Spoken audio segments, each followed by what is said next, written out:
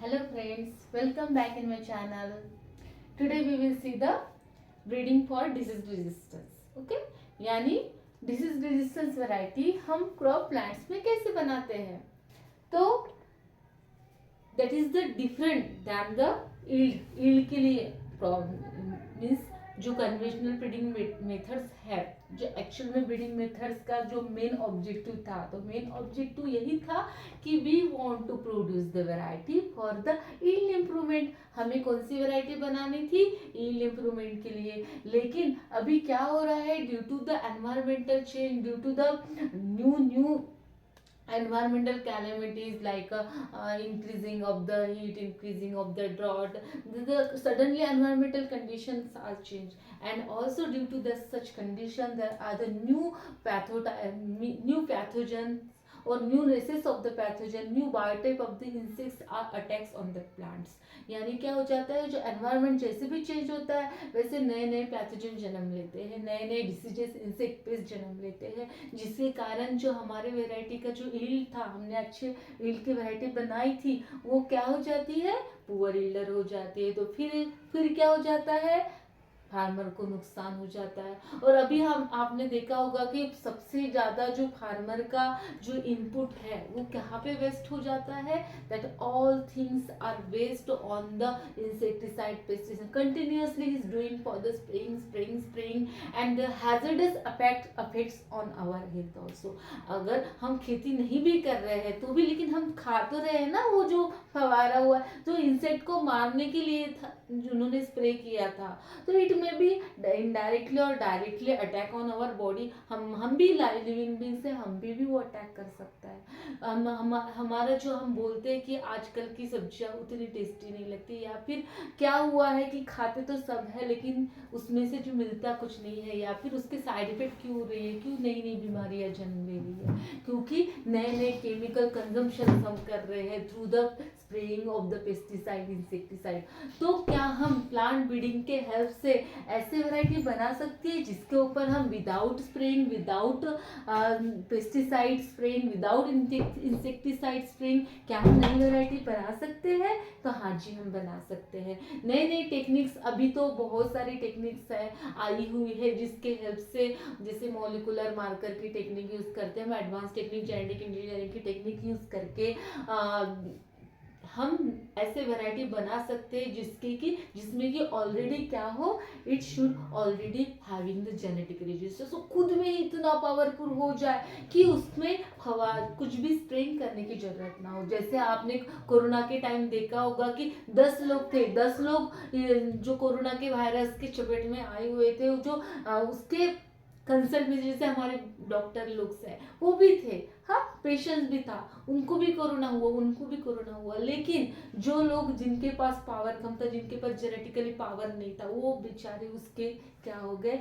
सफर हो गए कोरोना से. और जिनके पास जेनेटिक पावर था, वहाँ पे कोरोना वायरस होने के बावजूद भी उनको कुछ नहीं हुआ. तो that is the genetic resistance. वही है जेनेटिक रेजिस्टेंस, वो जो हमें प्लांट में लाना है, ताकि क्योंकि कभी कभी हम फील्ड में देखते हैं, हमने क्या किया है, वहाँ पे अगर एक आधा डिसीज का इन्फेक्शन आ गया है तो हम देखेंगे कि पूरा के पूरा हर एक प्लांट उससे इन्फेक्ट नहीं हुआ. एक ऐसा बेचारा प्लांट बच गया है, जैसे वहाँ पे 10 प्लांट है, 10 प्लांट से एक प्लांट बच गया है कि 9 के 9 प्लांट उससे अटैक हो गए. सपोज हम ले लेते हैं Mosaic of the move bean, 11 mosaic of the move bean, that all 10 plants, from the 10 plants, or the one plants are not affected, all 9 plants are affected.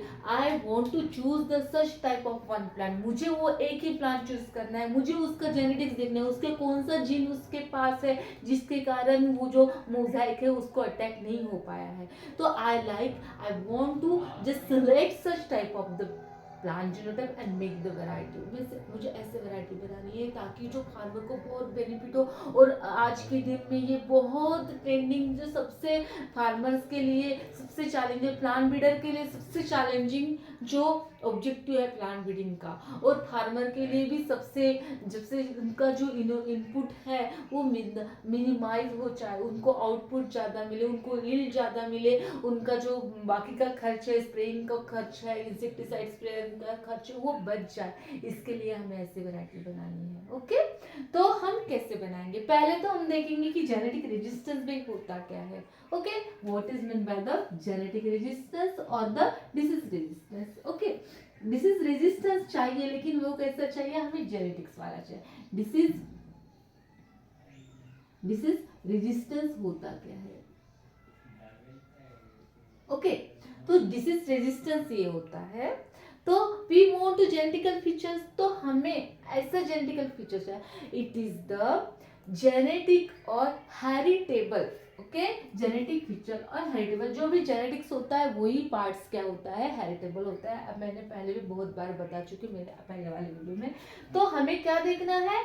I want to heritable features. Okay, heritable features किसके होंगे?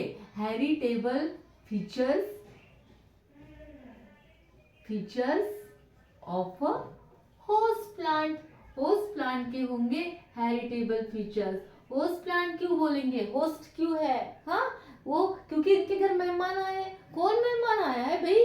Disease आया है, क्योंकि हम disease resistance पर, इसलिए अभी disease मेहमान हो गए, वो आए, लेकिन हमें वो अनवांटेड वाला मेहमान है, हमें नहीं चाहिए भाई वो मेहमान, क्योंकि वो क्या हमारे यहाँ का सब कुछ खा लेता है और हमें पूरा कंगाल बना के छोड़ देता है। किसको भाई? प्लांट को। प्लांट ने जो खाना बनाया था वो पूरा खा लेगा, जो ग्रेन्स बनाए थे, जो फोटोसिंथेसिस से जो भी कार्बोहाइड्रेट्स बनाए थे, जो प्रोटीन्स बनाए थे, जो विटामिन, वो खा लेगा और क्या कर लेगा? बेचारे को कंगाल कर देगा, जो कि फार्मर को चाहिए, जो हमें खाने के लिए चाहिए था। वो इंसेक्ट ने अपना पॉपुलेशन बढ़ा दिया, डिसीज ने क्या किया? उसके पे अटैक भी हो जाता है, उसके ऊपर रहने भी लगता है, उसके ऊपर यानी अपना शेल्टर भी बनाता है, उसके ऊपर रिप्रोड्यूस भी करने लगता है, उसकी क्वांटिटी इतनी ज्यादा बढ़ जाती है और सब कुछ वो क्या कर लेता है? पूरा फार्मर का लॉस हो जाता है। तो हमें क्या चाहिए? What is mean by the genetic resistance? Genetic resistance R the heritable features of the host plant which can, जो क्या कर सकते हैं? विच कैन रिटार्ड दी, क्या रिटार्ड करेंगे? Growth and development of the diseases. Growth and development of the of pathogen which जो क्या करते हैं? डिसीज कॉज करते हैं। ऐसे पैथोजन का क्या कर देंगे? ग्रोथ ही नहीं होने देंगे। ग्रोथ, अगर अटैक हो जाता है तो ग्रोथ नहीं होने देंगे, या फिर अटैक ही नहीं होने देंगे, या फिर ग्रोथ नहीं होने, खा भी लिया तो ग्रोथ नहीं होने देंगे, ग्रोथ हो गया तो उसको डेवलप नहीं होने देंगे, डेवलप हो गया तो उनको रिप्रोड्यूस नहीं होने देंगे।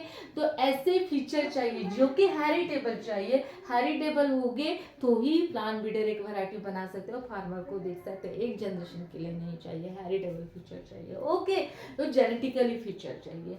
तो ये आता क्यों है? Genetic resistance. तो इसको बोलते हैं भाई जेनेटिक रेजिस्टेंस। जेनेटिक रेजिस्टेंस और डिसीज रेजिस्टेंस, डिसीज वाला जेनेटिक रेजिस्टेंस। ओके, तो इसी को ही बोलेंगे हम डिसीज रेजिस्टेंस, जो कि जेनेटिक के कारण आ रहा है। ओके, जेनेटिक, इसी को ही हम बोल सकते हैं genetic resistance. Genetic resistance for resistance for the diseases, insect, anything. Okay, तो जेनेटिक्स के बाद की बिहाइंड की जेनेटिक कौन सा हेरिटेबल फीचर, कौन से जीन है भाई जो एक जनरेशन से दूसरे जनरेशन तक जाते हैं, जो कि रेजिस्टेंस रिएक्शन कॉज करते हैं उस होस्ट प्लांट में। ये होता कैसे? पहले हमें ढूंढना है कि ये होता कैसे, तब जाके हम उसके ऊपर क्या लिखेंगे? सॉल्यूशन देखेंगे कि हम कैसे कर सकते हैं, ये होता कैसे है। उसके बाद ही हमें अगर पता ही नहीं होगा कि ये होता कैसे है, तो हम उसके ऊपर सॉल्यूशन कैसे निकालेंगे?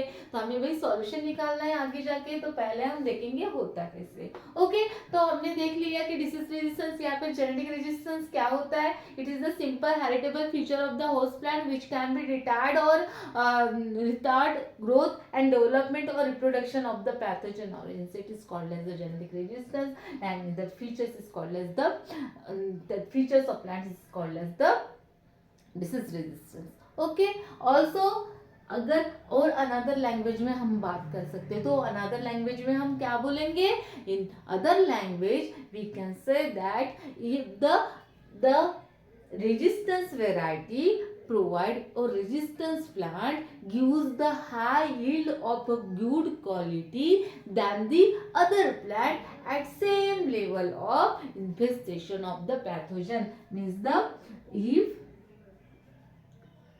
the plant gives high yield, वो भी कैसे चाहिए, ऑफ गुड क्वालिटी, अच्छी क्वालिटी का हाई यील्ड चाहिए, good quality, high yield of good quality, then किससे दे रहा है वो, देन अदर प्लांट एट कहाँ पे, same level of infestation, same level of infestation of pathogen. Okay, अगर हमने एक फील्ड है, ये क्या है, फील्ड है, उसमें हमने क्या किया, उसमें हमने एक सॉइल बॉर्न डिसीज डाल दिया, सॉइल बॉर्न डिसीज, या फिर अगर लूज मत बोले एयर बॉर्न डिसीज, तो हमने ना उस एयर में ना पूरे जो फंगस है, स्पोर्स है, किसके, लूज मट के, ये वीट लगाया हुआ है, हमने वीट लगाया हुआ है, ओके, लगाया है, और यहाँ पे इस एयर में हमने क्या किया, स्पोर्स को स्प्रे कर दिया, जो कि क्या करते हैं, that spores are cause the loose smut cause करते हैं, किसमें, वीट में, तो यहाँ पे पूरा ऐसे स्पोर्स है लूज मट के, तो क्या हो गया, बेचारे ये सब प्लांट क्या हो गए, बेचारे लूज मट से अटैक हो गए, बस ए वाला प्लांट बच गया था, ये वाला प्लांट बच गया था,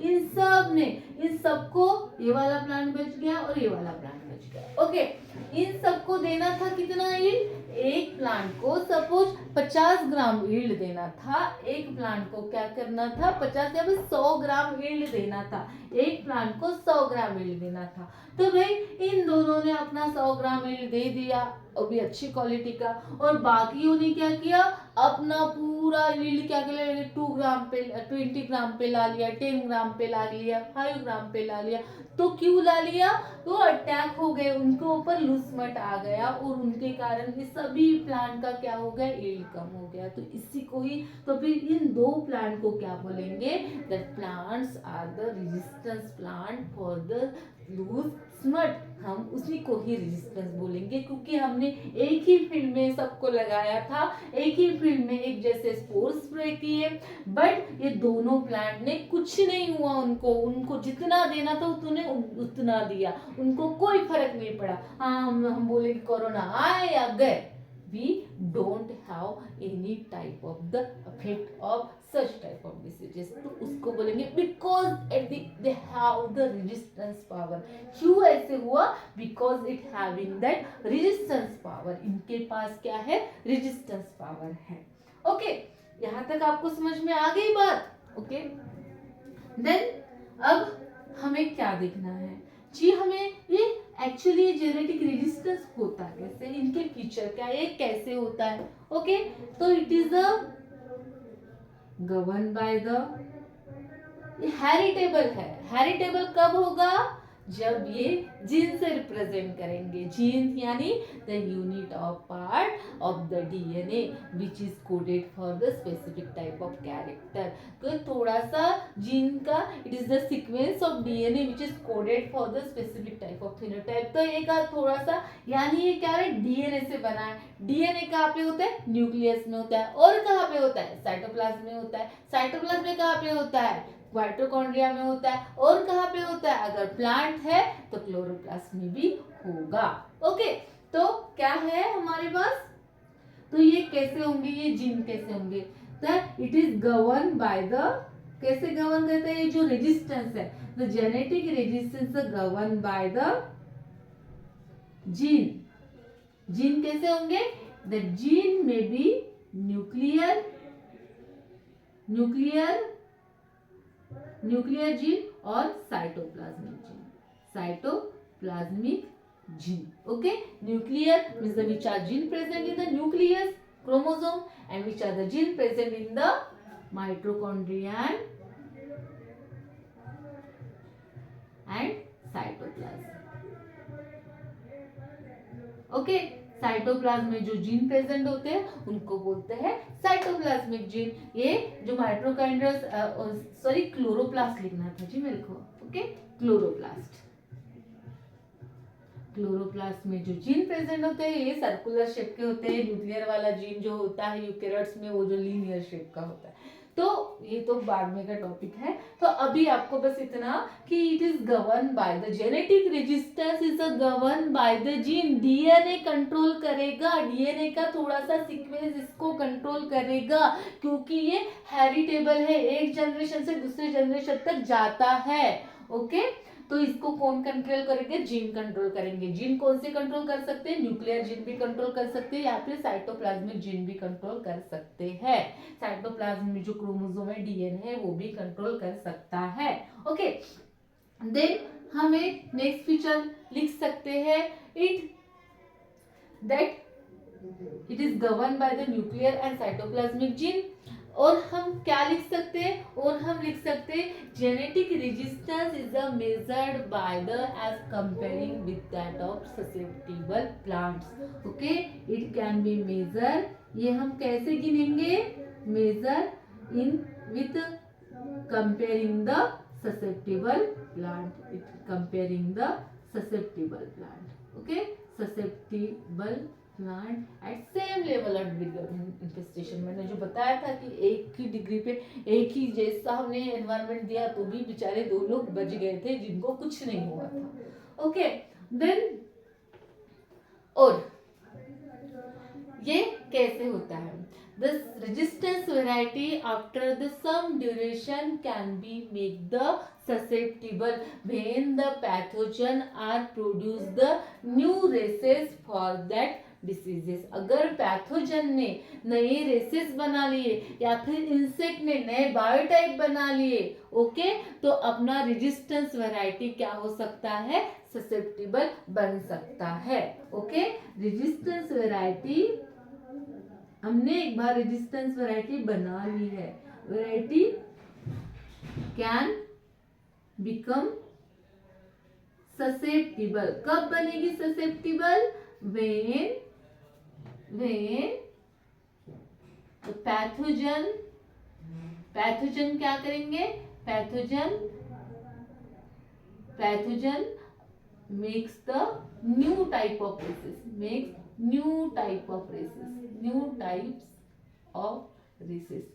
एक बात आपको याद रखनी है. कौन सी बात याद रखनी है? कि यूकैरियोट से भी जो म्यूटेशन का रेट जो होता है वो माइक्रो ऑर्गेनिजम्स में ज्यादा होता है. माइक्रो ऑर्गेनिजम्स में म्यूटेशन का रेट ज्यादा होता है. क्यों ज्यादा होता है? क्योंकि उनकी लाइफ साइकिल बहुत छोटी होती है और life cycle is directly proportional to the rate of mutation. जितने लाइफ साइकिल होंगे उतने चेंजेस होने की पॉसिबिलिटी है. कभी कोई बहुत सारे माइक्रो ऑर्गेनिज्म है कि दिन में कितने सारे लाइफ साइकिल कंप्लीट कर लेते हैं एक ही दिन में. आपने बैक्टीरिया देखा होगा ना, दही एक दिन में कितने सारे रिप्रोडक्शन और कितने सारे मैच्योरेशन हो जाता है. ओके, हो जाता है ना. तो फिर वो ना बहुत फास्ट रेट से बनाया. कभी आपने रेजिस्टेंस वैरायटी बनाई है? मैं नहीं रेस बनाऊंगा. फिर हम अटैक करेंगे. वो बोलते हैं ना, हमने ऐसा बैरियर बनाया, हमने बोला कि यहाँ तक नहीं आने पाया, हमने ऐसी बाउंड्री बनाई, उनको कांटे वाटे लगाया. हाँ, कांटे लगाओगे क्या? वो क्या बोलेंगे? पैथोजन. हमने यहाँ पे प्लांट लगाया, इसमें कांटे वाटे लगाए कि हाँ वो जो पैथोजन है वो पैथोजन यहाँ पे नहीं आना चाहिए. तो पैथोजन में क्या बोलेगा? कांटे लगाएंगे क्या? उसमें भी हम क्या करेंगे? नुक्सा ढूंढ लेंगे. हम नया वाला रेस बनाएंगे जो कांटों पे चलेगा और अटैक करेगा आपके प्लांट को.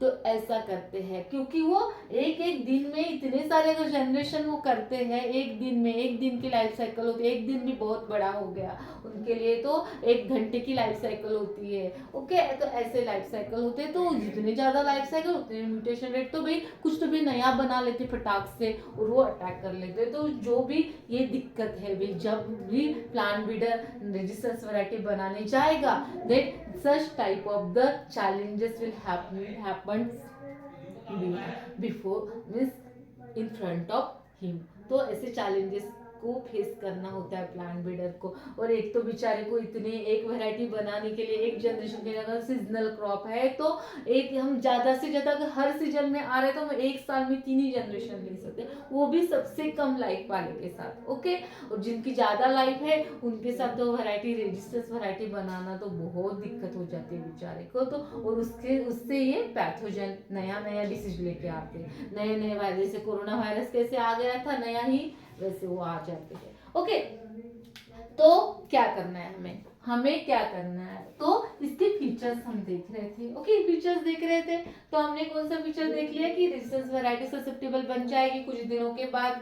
ओके, देन और क्या होगा, तो ये जो the breeding for the high yielding and breeding for the disease resistance or the biotic and abiotic stress resistance are the different। okay, थोड़ी different होती है। क्यों different होती है?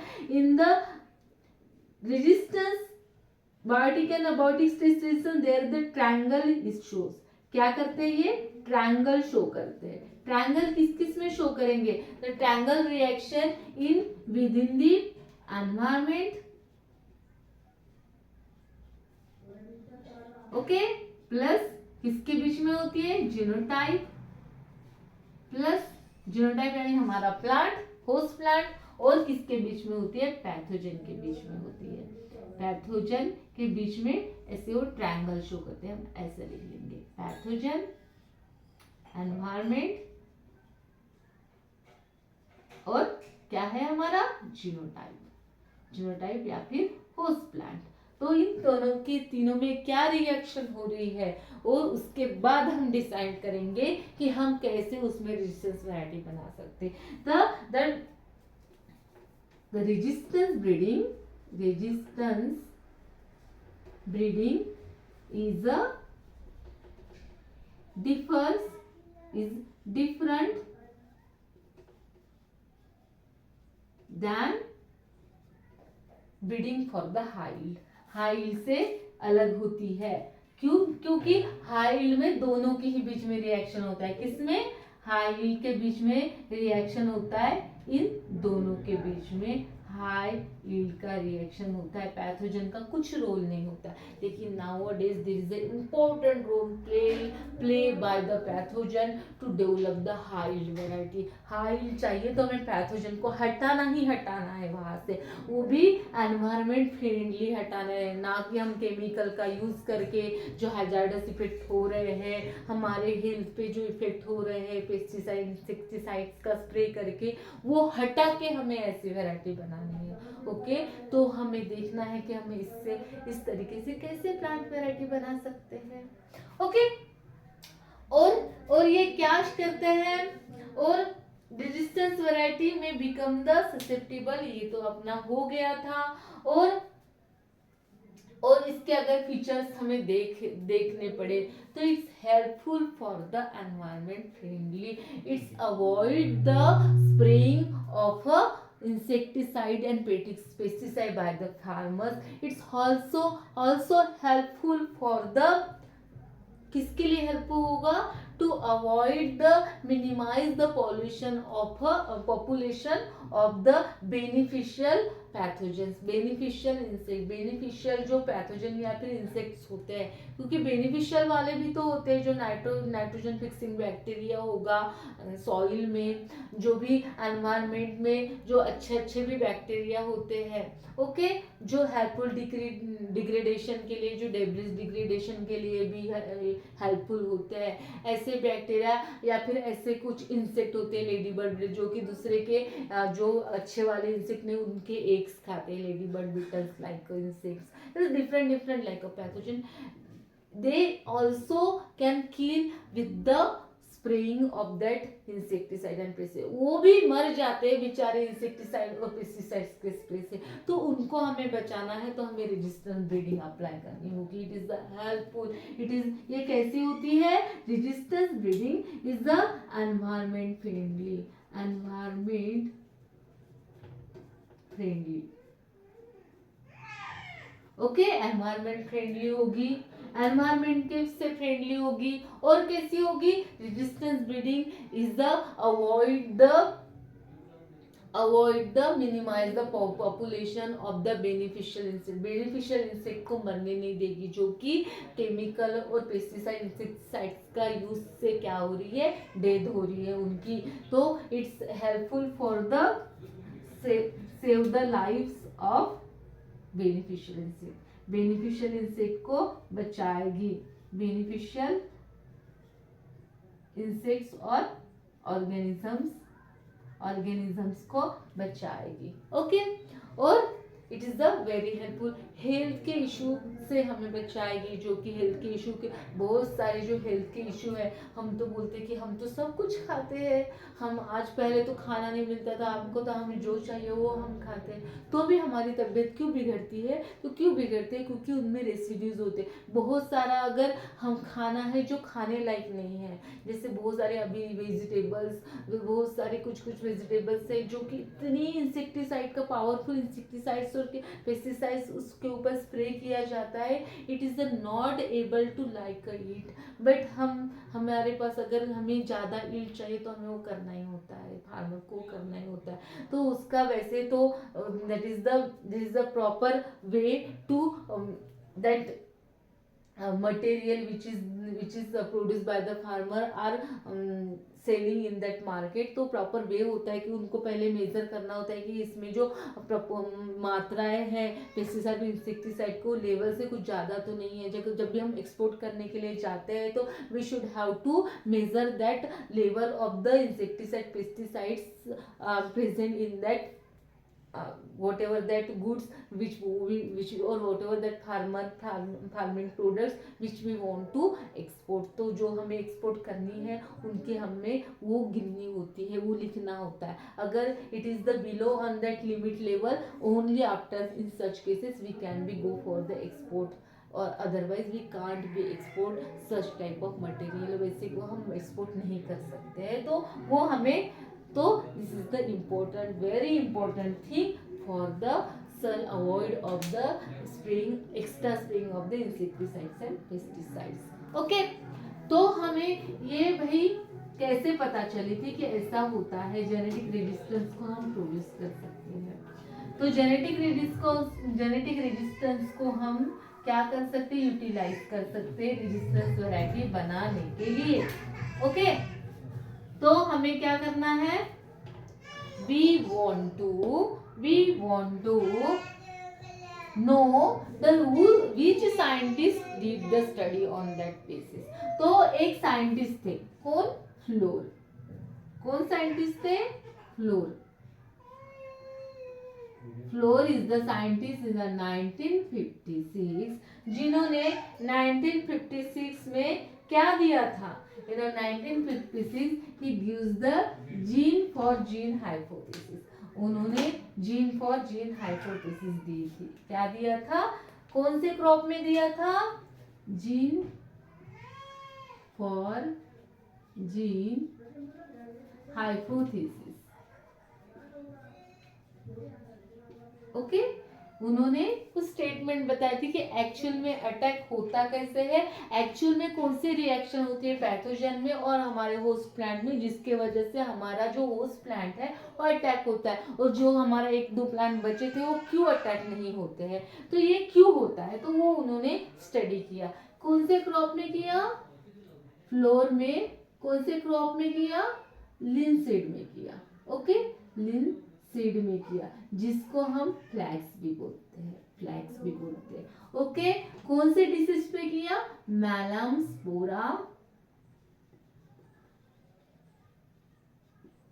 स्पोरालिनी। Okay, this is the scientific name of the linseed rust. Linseed rust का ये scientific name है, common name है रस्ट। तो रस्ट का अटैक कैसे होता है, कौन से, लिंसीड में। और ये जो रिएक्शन है बहुत सारे क्रॉप में पाई जाती है, व्हीट में है, राइस में है, ओट में है, बार्ली में है, पोटैटो में है, टोमेटो में है, for the different types of diseases. Okay, ये रिएक्शन पाई जाती है। भाई तो भाई साहब ने क्या कहा था, उन्होंने स्टेटमेंट दिया था, कौन सा स्टेटमेंट दिया था, if a gene is show controlling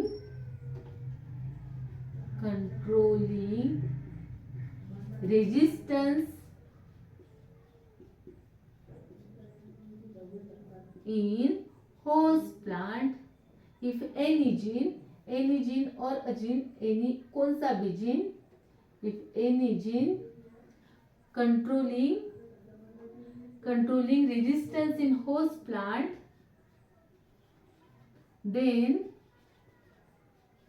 its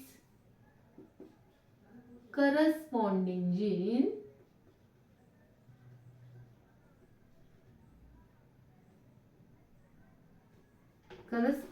gene control pathogenicity in pathogen। Okay, pathogen में पैथोजेनिसिटी क्या करती है, कंट्रोल करता है। तो ये भाई साहब ने बताया था, जीन फॉर जीन हाइपोथेसिस हम जिसको बोलते हैं, जीन फॉर जीन हाइपोथेसिस। तो उसके वजह से स्टडी किया गया कि कैसे हम जीन को ट्रांसफर कर सकते हैं, कैसे कौन सी रिएक्शन हैपन होती है उस प्लांट और पैथोजन के बीच में, जिसके वजह से वो प्लांट ससेप्टेबल हो जाता है। तो उन्होंने बताया था कि if the any gene is a controlling resistance in the host plant, then exact corresponding gene is a control the pathogenicity in the pathogen at a same locus। okay, same locus में वो क्या करेगा, pathogenicity show करेगा। जैसे यहाँ पे सब, and most of the time resistance is a govern, resistance in host plant governed by the dominant gene, governed by the dominant gene से govern होता है। और वही pathogenicity is governed by the, in pathogen is governed by the recessive gene, recessive gene से govern होगी। if there is a chromosome, या अगर chromosome है, ओके, तो अगर यहाँ पे हमारा रेजिस्टेंस जीन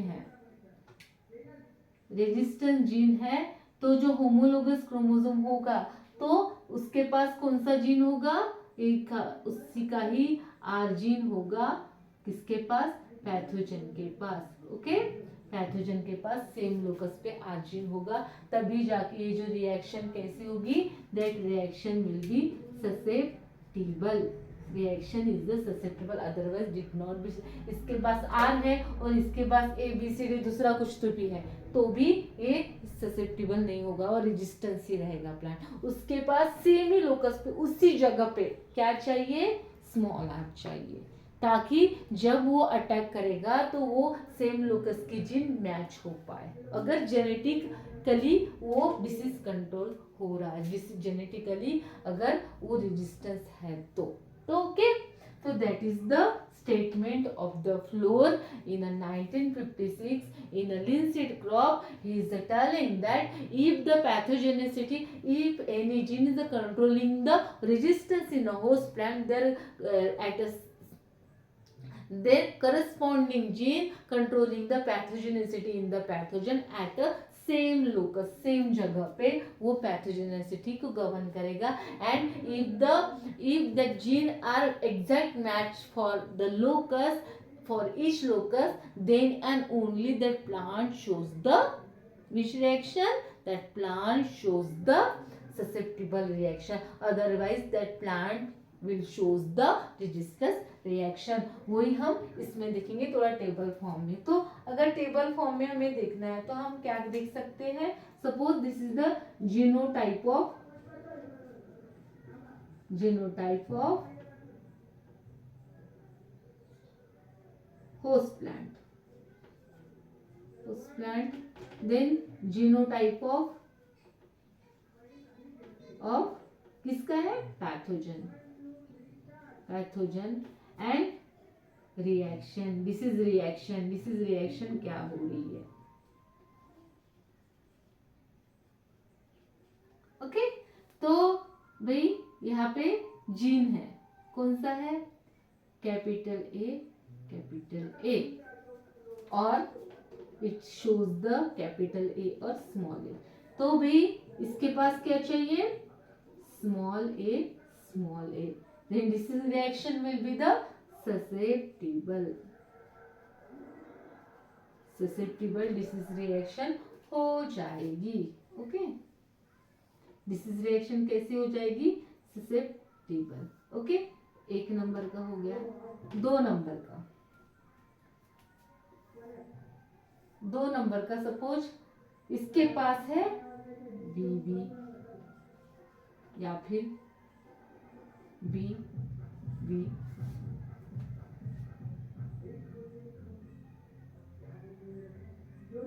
ओके इसके पास है बी और बी, तो ये क्या हो जाएगा, सपोज यहाँ पे कौन सा है, BB, then also shows the same reaction if there is a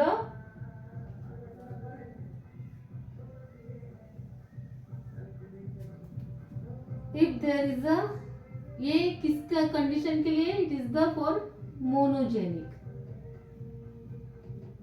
then for the oligogenic means suppose it's having the AA and BB, इसके कौन से भी वर्जन हो सकता है, AA BB AA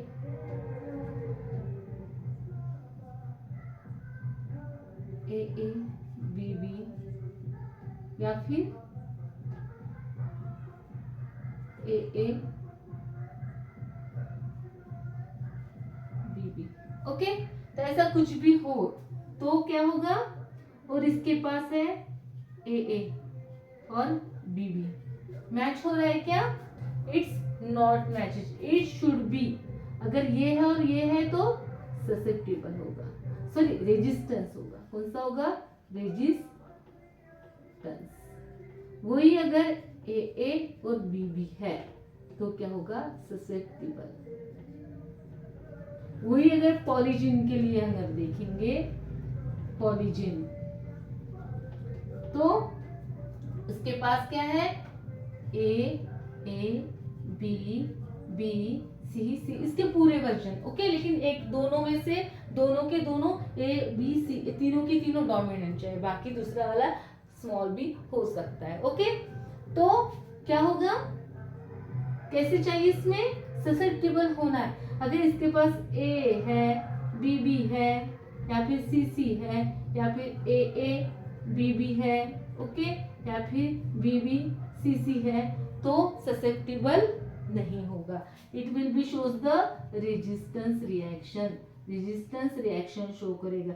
वही अगर कौन से केस में ससेप्टिबल शो करेगा, इन AA BB CC, इसी केस में ये क्या करेगा, resistance reaction susceptible reaction show करेगा, अदरवाइज नहीं करेगा। Okay that is means the each locus that pathogen should be have the recessive gene for that corresponding gene, इसी का corresponding ही gene चाहिए, otherwise it cannot be shows the susceptibility, it will be shows the resistance, match नहीं हो रहे हैं तो क्या करेगा, resistance, if there is a match for each locus it will be shows the susceptible reaction। तो ये यहाँ तक हम अभी देखेंगे तो हमने आज देख लिया कि what is mean by genetic registers और what is mean by the disease registers, how that disease registers produce due to the genetic register, and also we are see the gene for gene hypothesis. आगे के lecture में हम देखेंगे कि mechanism for the disease registers, उसके बाद sources and breeding technologies, breeding method हम कैसे यूज करते हैं डिसीज रजिस्टर्स के लिए। Okay friends, thank you. Okay, कुछ डाउट है तो आप ना कमेंट्स करके पूछ सकते हो। Thank you friends.